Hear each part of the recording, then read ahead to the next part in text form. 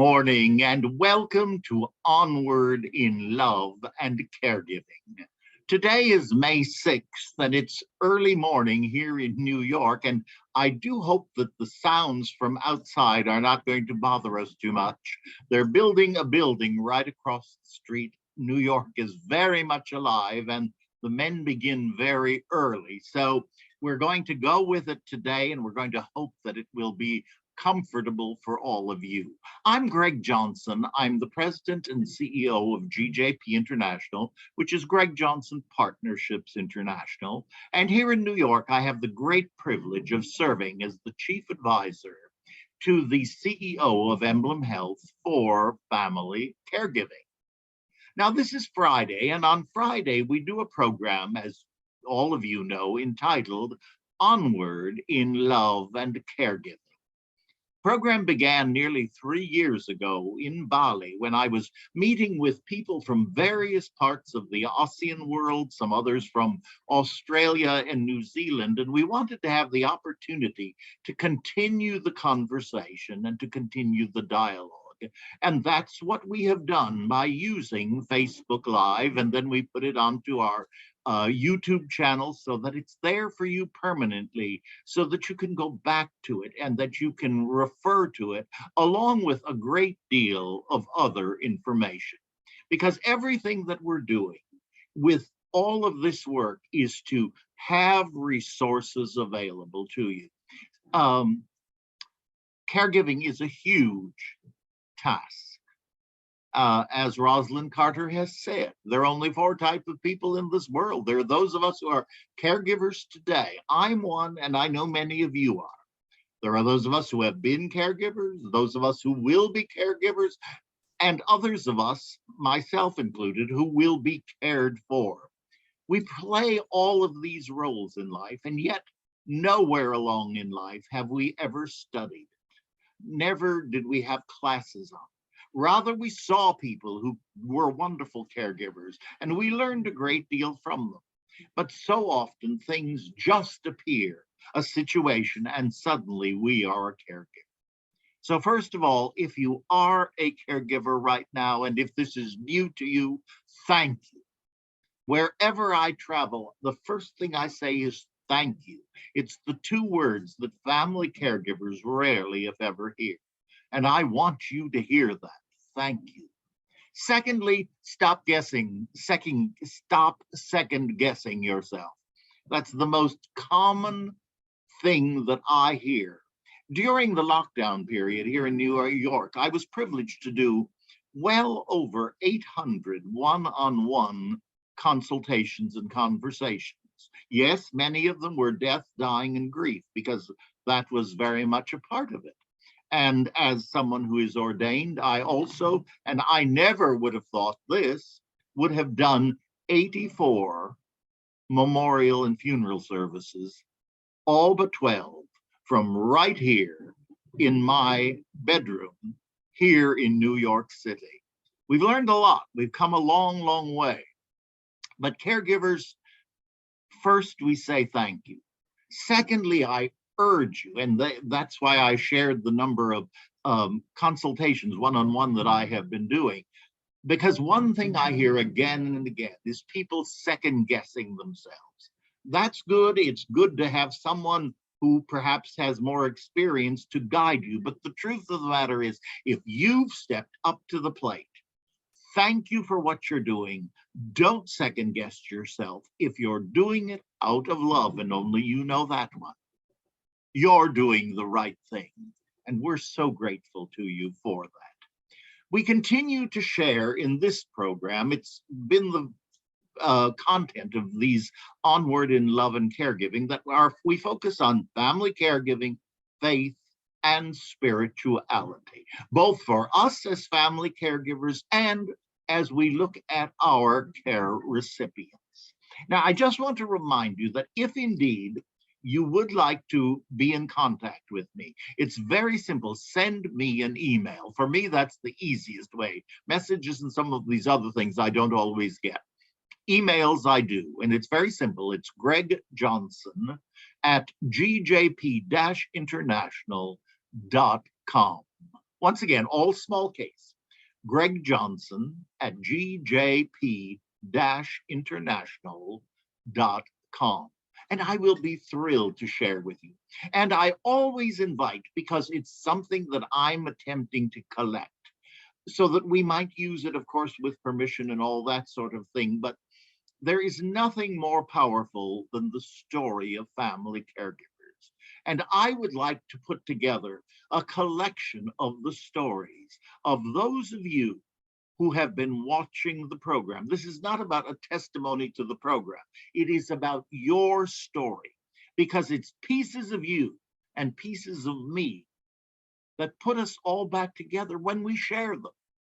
And doing it in the written form can be both therapeutic and cathartic, and at the same time, pass it on, because that is the greatest education that we can possibly have. Also, I want to just remind you that our YouTube channel is entitled Family Caregiving with the Rev, R-E-V, Family Caregiving with the Rev. And on there, you'll find all of these tapes, nearly 200 and some at this point. But there are also the original You Are Not Alone that I did for Emblem Health nearly 15 years ago. There's an updated version of that. There are many, many interviews that I have done over the years for Emblem Health and with other persons who very kindly invited me to be on their programs. All of those are on the YouTube channel, and they're there for you to pass on to someone else, and for you to take a listen once again when you think, what did he say? And feel free to disagree with me. There's no problem with that one. I am merely sharing from my love and from my experience with each and every one of you. And so I urge you to share and what's that word? Subscribe to the YouTube channel so that we can keep you updated. Having Jean here in my life now is such a blessing, and we're getting all these technological things happening. And I hope you liked the beginning of the program. Jean created that for us, and I was thrilled. I want to take just one moment before we begin our conversation this morning to say thank you to all of you who responded and shared last week's incredible special, the conversation with Sarah Kaplan Levinson on care management. I have had so many responses from so many of you thanking us for it, thanking us for being very practical, not assuming that anyone knew any of these pieces, and also knowing that this is available to you from many, many corporations. So thank you very much. Please keep listening to it and keep passing it on. We're deeply grateful to Sarah, and we have many more exciting programs coming. We've been in conversation this week already. May is practically ready to go. June is set, and we have a very special Pride Month celebration in June, and it continues.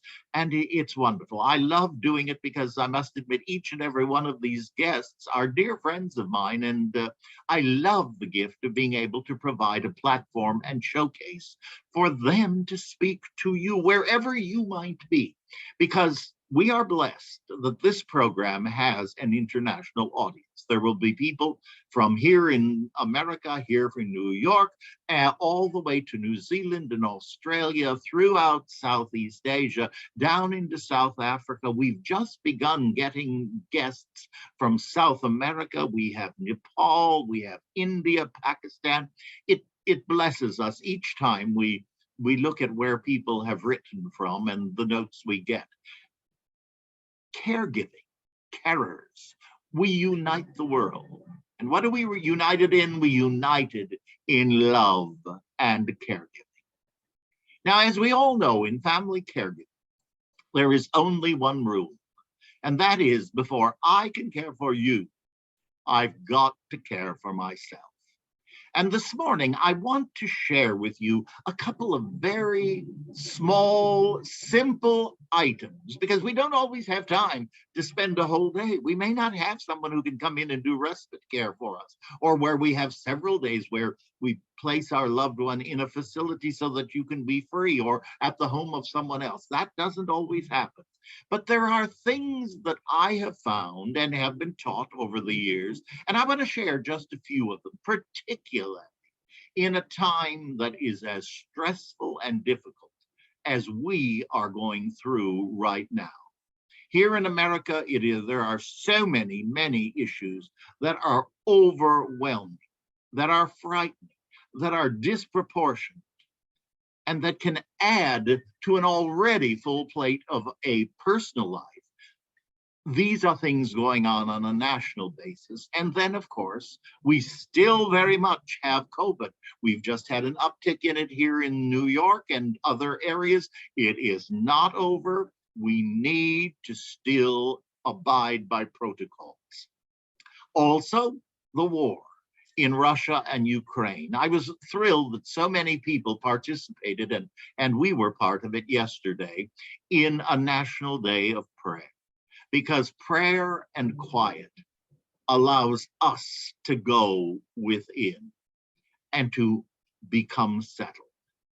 Now, this morning, I'm going to begin with, here it is, I knew it was here. We're going to begin with the mindful, loving, compassionate meditation. This is a bit different version. It's shorter, and I think will help each and every one of you. But I want you to hear it, to take it into your life.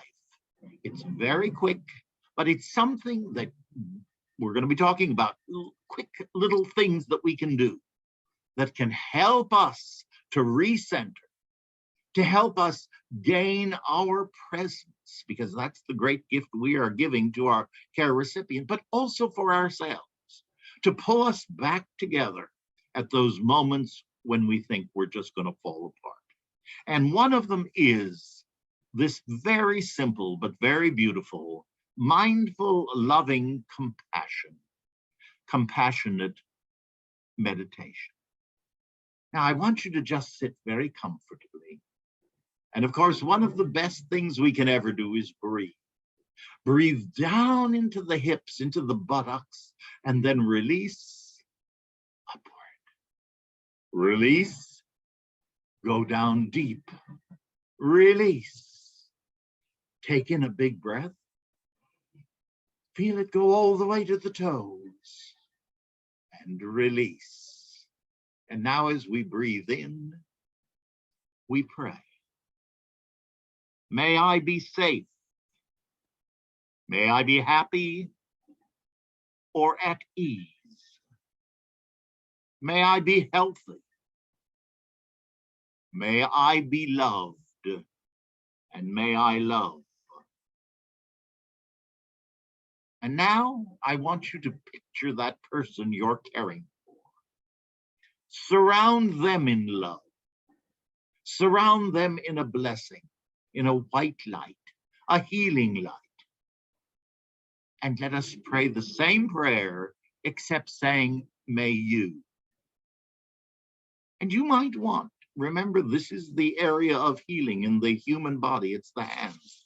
I often tell you to do this just to get that energy going. And you might very quietly, while your loved one is even sleeping, if there's somebody who are prejudiced about prayer or have had negative experiences or wounded by somebody else's religion, doesn't mean you can't pray for them.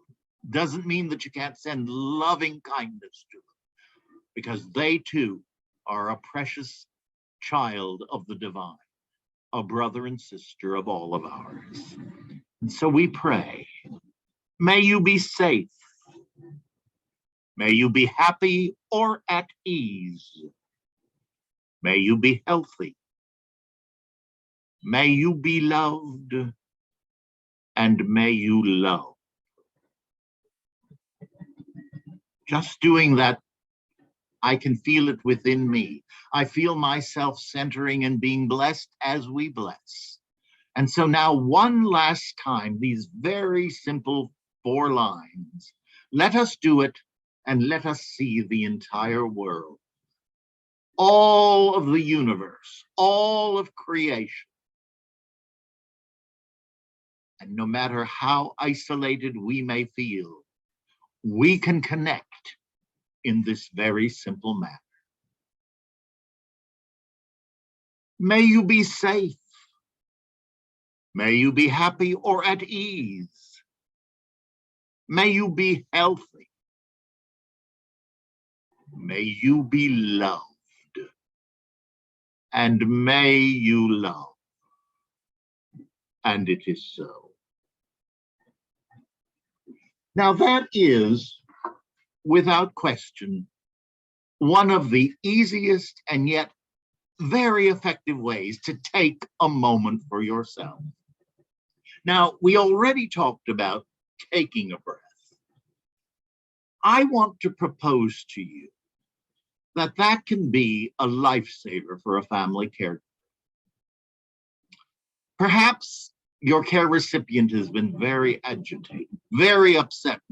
And remember, they're not always able to articulate what's going on. And we can react as human beings and be triggered by things, particularly where old relationships are still there. And that's going to be because you've been together for a long time.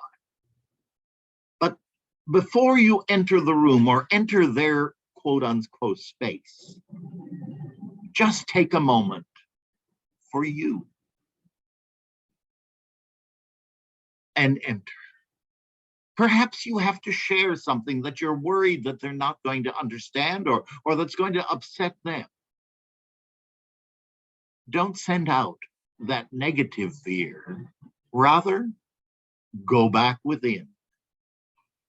Take a deep breath and then begin your conversation. Many of you remember when you were younger and you perhaps took music lessons and they would say to you before you walk out on stage to give a speech or sing a song or play the piano, what would they say? Take a deep breath. Yes, breath is where life began. Breath is the divine still working through us. And caregivers, that is something for us to remember.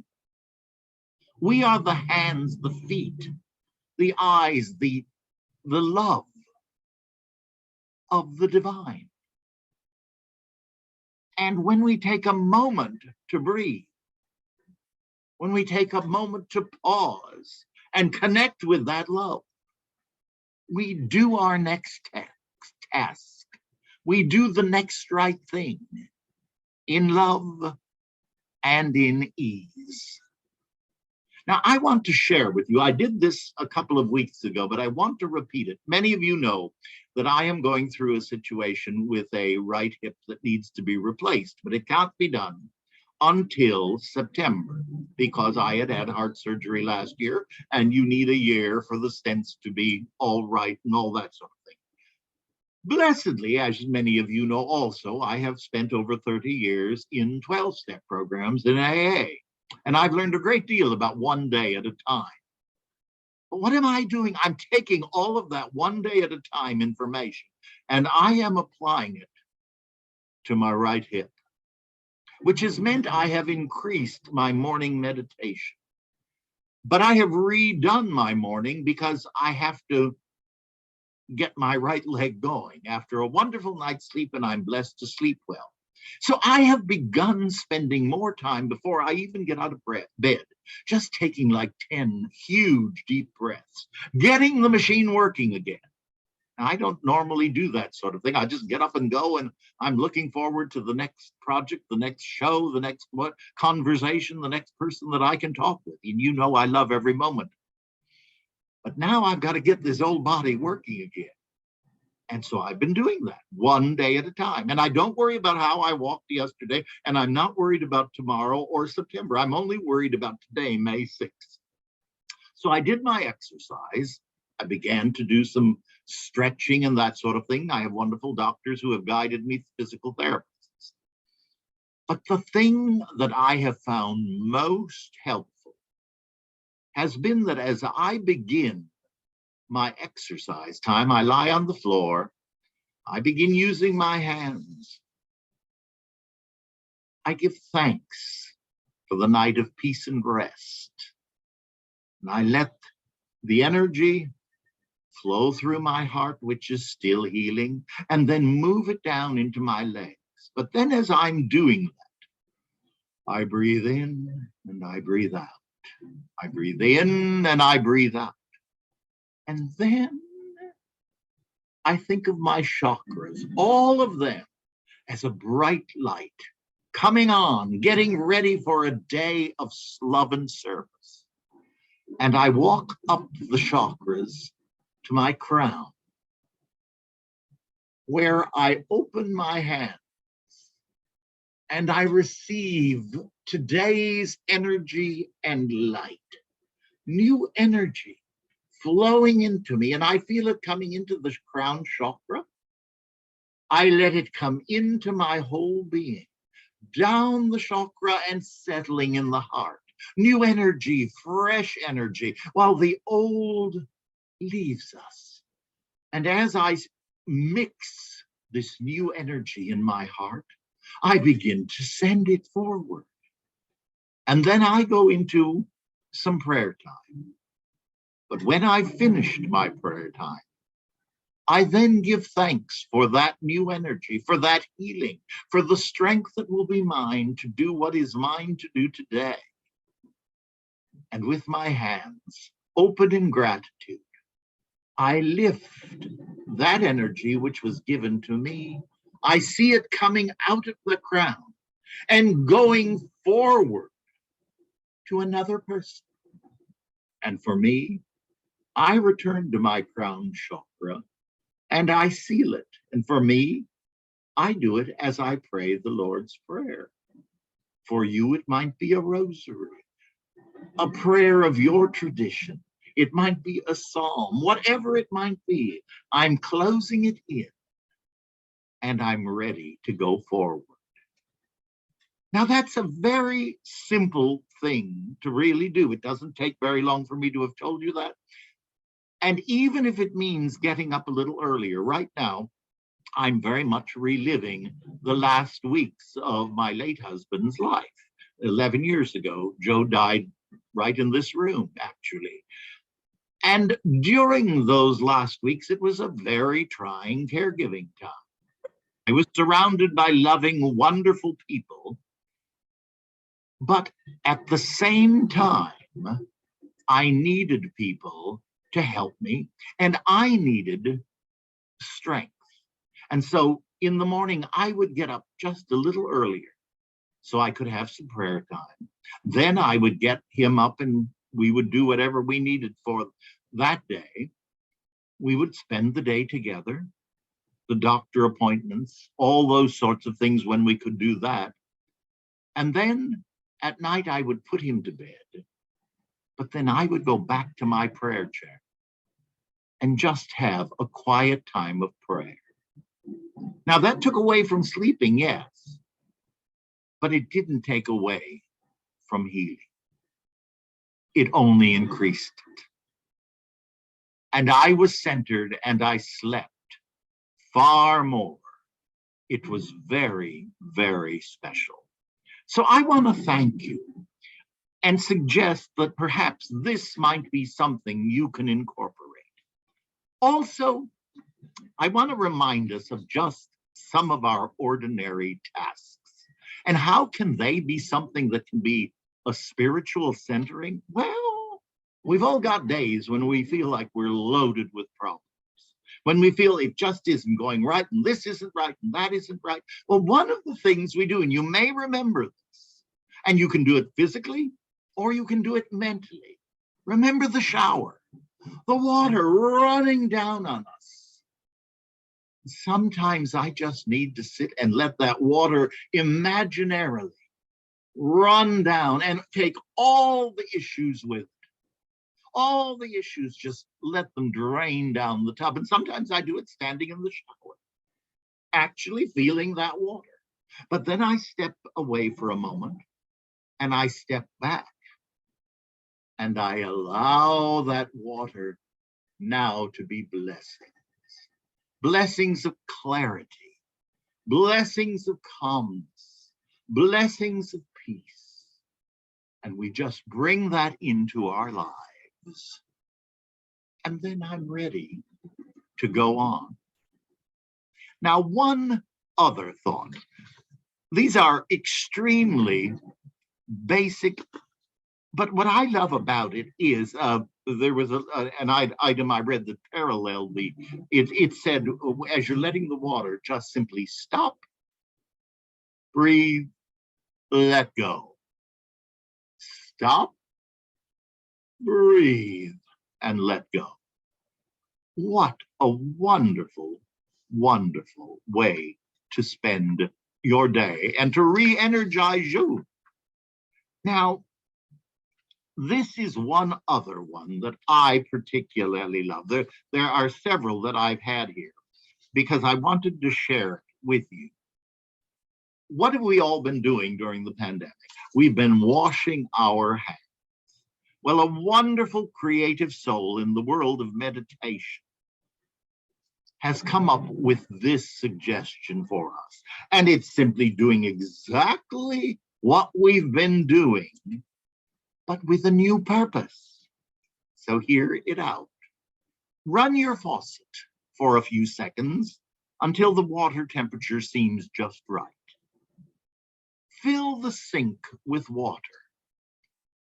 Watch it fill. Breathe in easily as you are being filled with abundance, being filled with energy, just that water coming up into the sink. Now place your hands in the bowl and wash them slowly for 1 minute. Each finger. Bless it. All the work it's doing and all the work it's done for many years. Bless those hands. And then breathe out slowly as you RELESE